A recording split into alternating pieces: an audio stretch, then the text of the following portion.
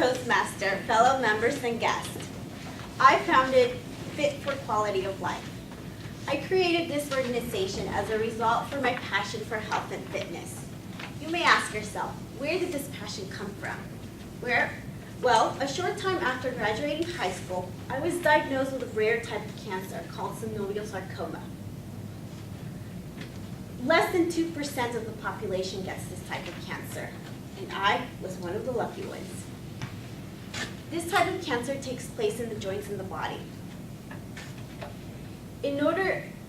My cancerous tumor, in order to eradicate it, I had to go under chemotherapy, radiation, and major surgery. I don't wish this type of treatment upon anyone. I remember my surgeon before going into surgery and telling me, Laura, we need to keep in mind what's most important, and that is to save your life. So if need be, we might need to amputate your leg.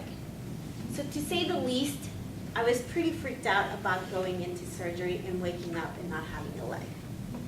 But thank God I had a great surgeon, and I was able to keep my leg.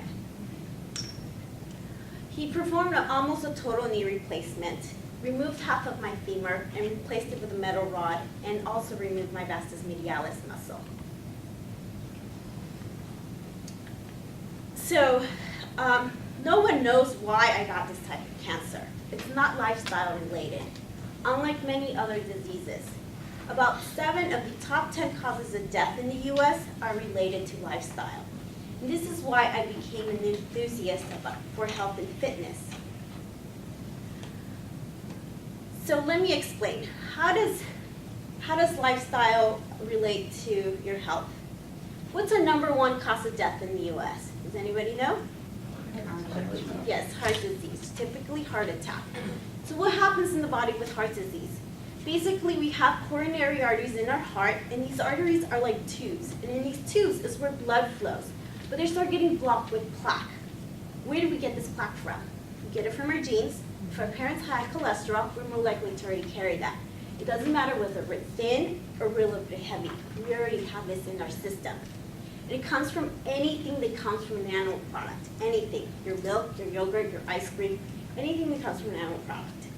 And it comes from your hydrogenated oils. And these are the oils that fast food restaurants use to cook their food in, and manufacturers use to preserve the chips, the cookies, the crackers, the peanut butter. We start building this plaque around the age of 13. Over the years, we consume more and more of these products, so it starts building until around the age of 55, 60, it gets completely blocked, no more blood flow, and what do we have? A heart attack.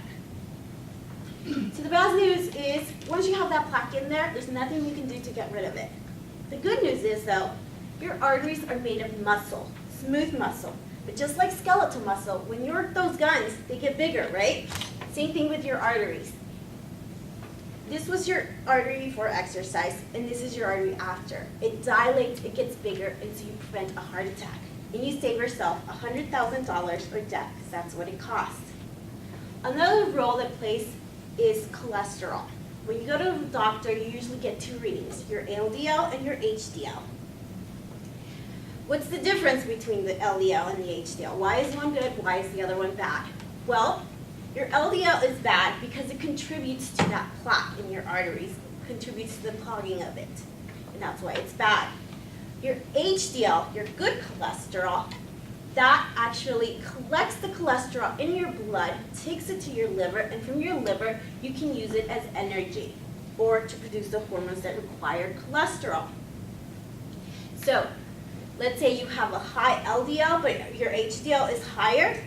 Good, because it balances things out. It doesn't matter if your LDL is bad. And so how do we increase our HDL?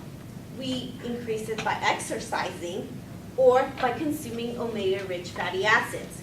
So where do we get these omega-rich fatty acids? We get them from extra virgin olive oil, olives, flax seeds, flaxseed oil, your nuts, your almonds, walnuts, pecans, all of your nuts, but make sure they're raw, not roasted, not salted, not fried. And preserve in the refrigerator because they do go rancid fairly easy. And your fish, your salmon, your mackerel, sardines, tuna, these are all omega-rich fatty acid fish. and your omega-rich eggs.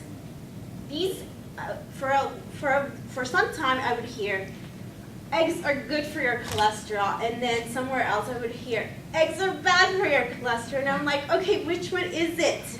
So finally, in Time magazine, I was able to find the answer. It all depends on the chicken. If the chicken was fed flax seeds, the chicken will produce an omega-rich fatty acid egg because flax seeds are omega-rich. If the chicken was not fed flax seeds, then it will produce a poor egg, and that will contribute to your bad cholesterol. So, I hope I have motivated you to pay attention to your lifestyle, and thank you for your time.